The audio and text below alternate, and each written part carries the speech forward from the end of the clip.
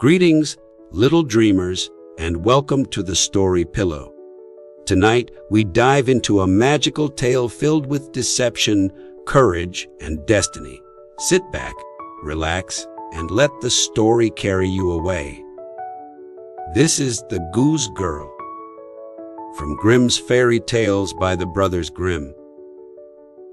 The king of a great land died and left his queen to take care of their only child. This child was a daughter who was very beautiful, and her mother loved her dearly and was very kind to her. And there was a good fairy, too, who was fond of the princess and helped her mother to watch over her. When she grew up, she was betrothed to a prince who lived a great way off.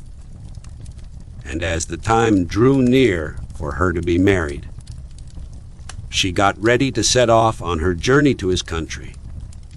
Then the queen, her mother, packed up a great many costly things, jewels and gold and silvered, trinsilicates, fine dresses, and in short everything that became a royal bride.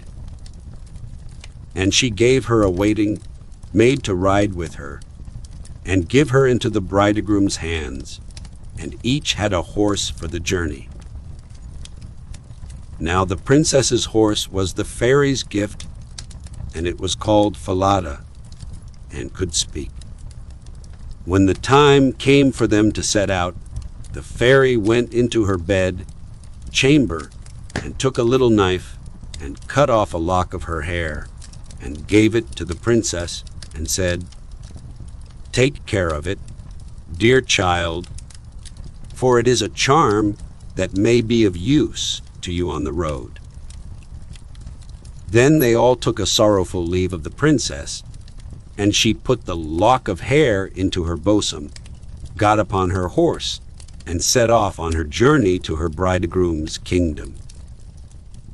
One day, as they were riding along by a brook, the princess began to feel very thirsty, and she said to her maid, "Pray get down and fetch me some water in my golden cup out of yonder brook, for I want to drink." "Nay," said the maid, "if you are thirsty, get off yourself and stoop down by the water and drink. I shall not be your waiting maid any longer." Then she was so thirsty that she got down and knelt over the little brook and drank, for she was frightened and dared not bring out her golden cup. And she wept and said, "Alas, what will become of me?" And the lock answered her and said, "Alas, alas, if thy mother knew it, sadly, sadly would she rue it."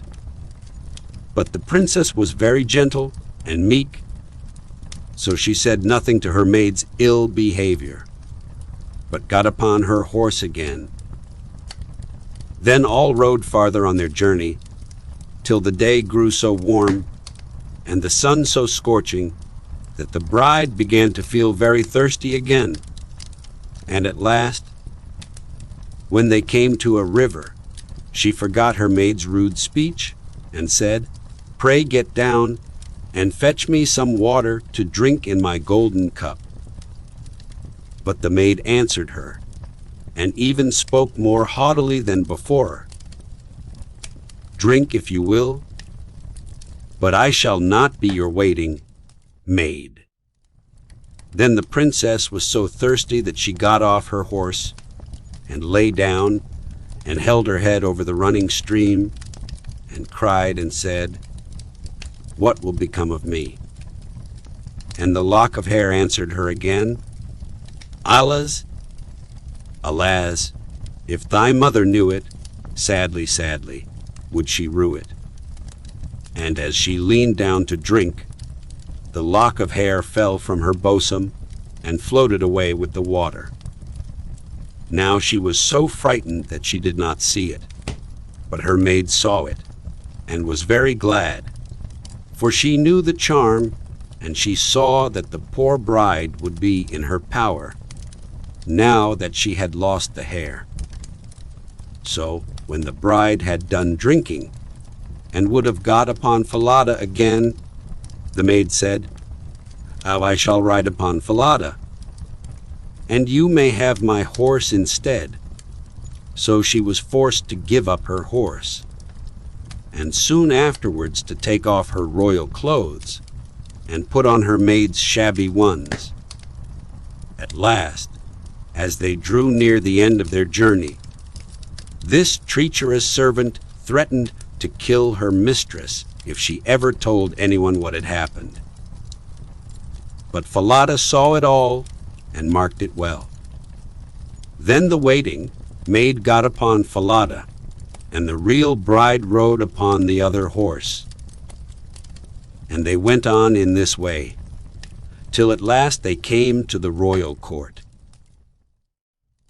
There was great joy at their coming, and the prince flew to meet them, and lifted the maid from her horse, thinking she was the one who was to be his wife.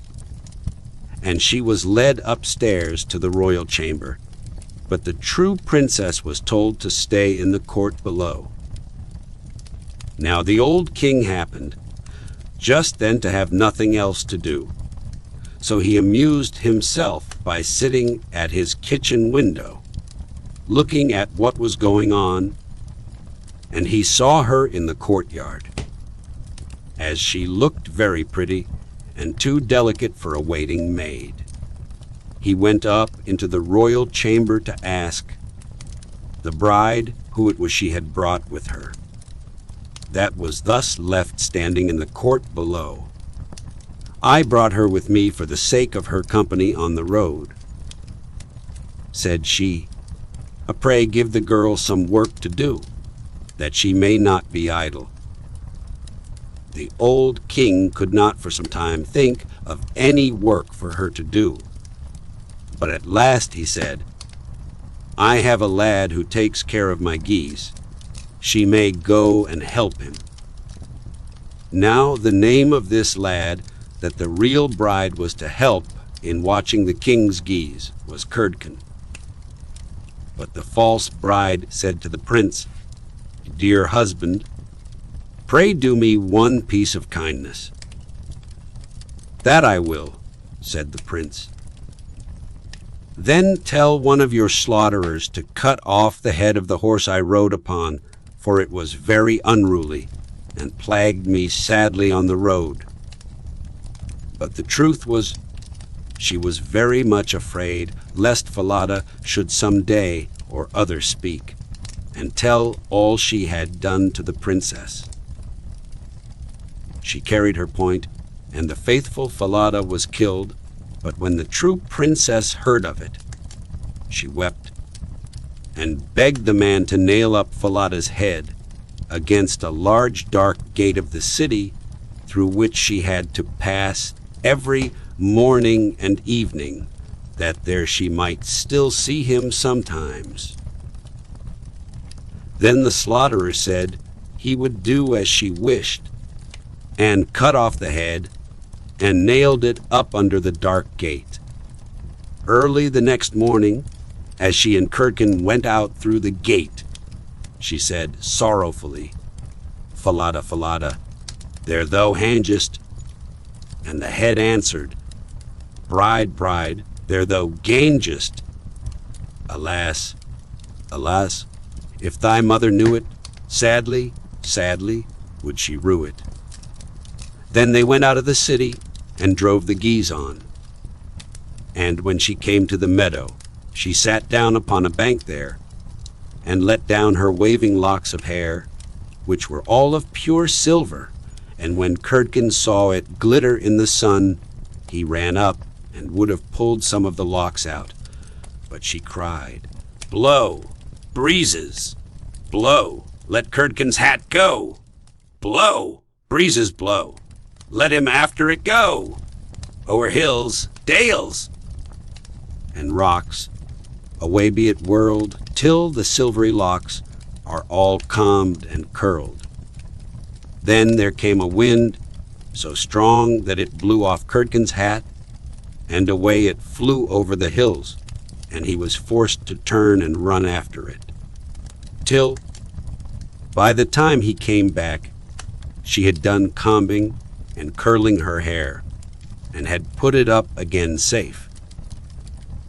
Then he was very angry and sulky, and would not speak to her at all. But they watched the geese until it grew dark in the evening, and then drove them homewards. The next morning, as they were going through the dark gate, the poor girl looked up at Falada's head, and cried, "Oh, Falada, Falada, there thou hangest?" And the head answered, "Bride, bride, there thou gangest?" Alas, alas, if they mother knew it, sadly, sadly would she rue it. Then she drove on the geese, and sat down again in the meadow, and began to comb out her hair as before, and Curdken ran up to her, and wanted to take hold of it, but she cried out quickly, "A blow, breezes, blow! Let Curdken's hat go. Blow, breezes, blow! Let him after it go. O'er hills, dales, dales, and rocks, away be it whirled till the silvery locks are all combed and curled." Then the wind came and blew away his hat, and off it flew a great way, over the hills and far away, so that he had to run after it. And when he came back, she had bound up her hair again, and all was safe.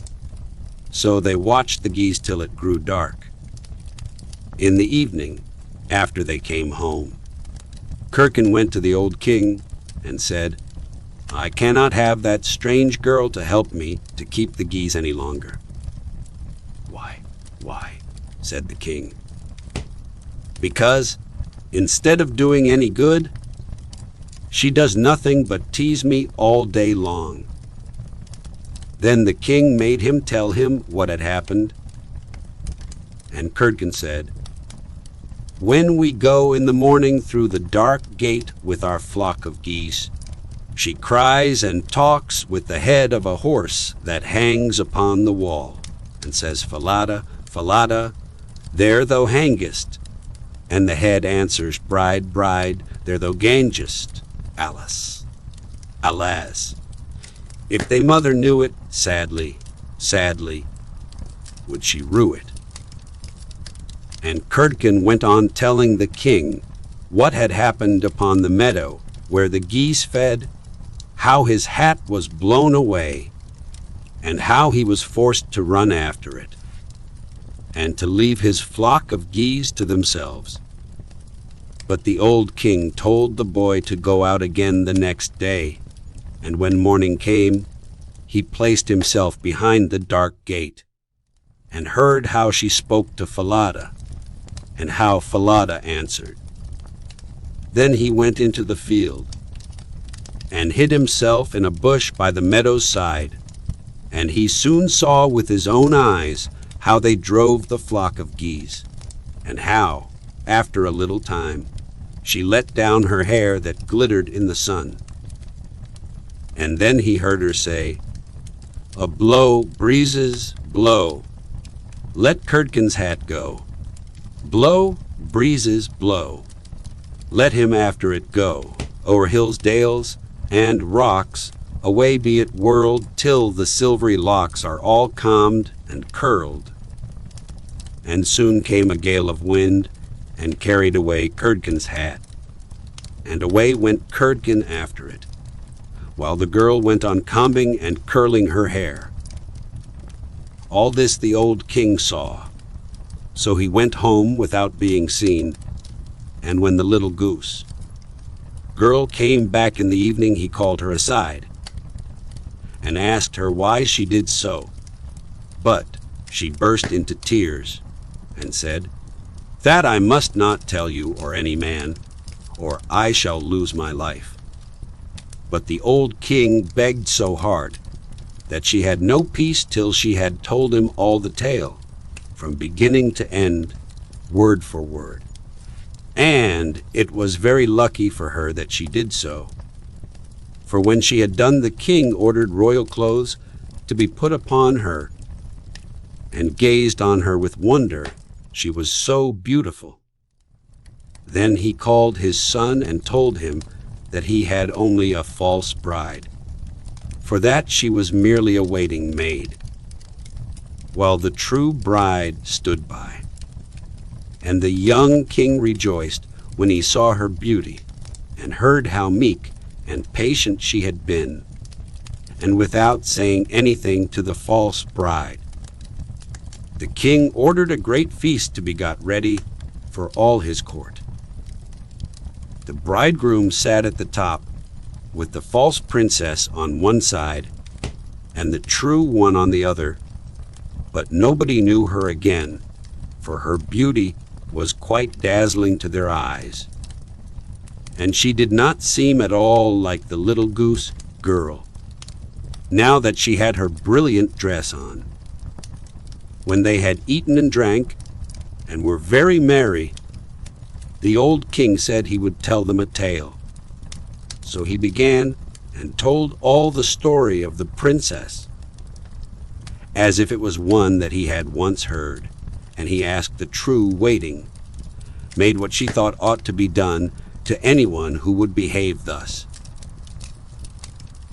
"Nothing better," said this false bride, "than that she should be thrown into a cask stuck round with sharp nails, and that 2 white horses should be put to it, and should drag it from street to street till she was dead."